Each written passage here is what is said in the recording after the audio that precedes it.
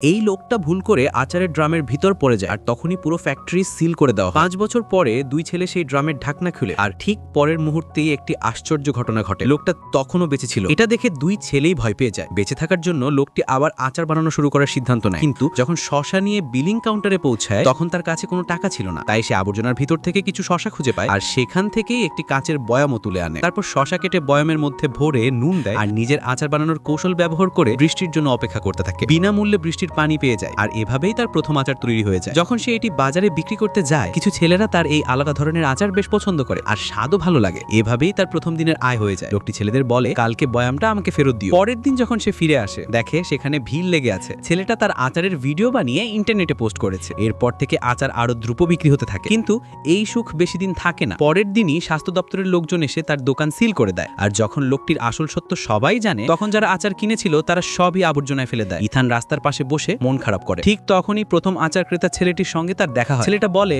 যে সে নিজের কলেজ থেকে কিছু ছেলে আনতে পারবে আর সবাই মিলে পরিষ্কার পরিচ্ছন্নভাবে নতুন করে আচার বানানো যাবে। পরের দিন ইথান ইউনিভার্সিটিতে যায় এবং সবাইকে আচার তৈরির সঠিক এবং স্বাস্থ্যসম্মত প্রক্রিয়া শেখায়। এতে পরিচ্ছন্নতার সমস্যা দূর হয়। খুব দ্রুত তার আচার আবার মানুষের পছন্দের হয়ে ওঠে আর তার আয়ও বাড়তে থাকে। শেষমেশ সে নিজের একটি ফ্যাক্টরি খোলার সিদ্ধান্ত নেয় এবং এর জন্য একটি অনুর্বর জমি কিনে ফেলে।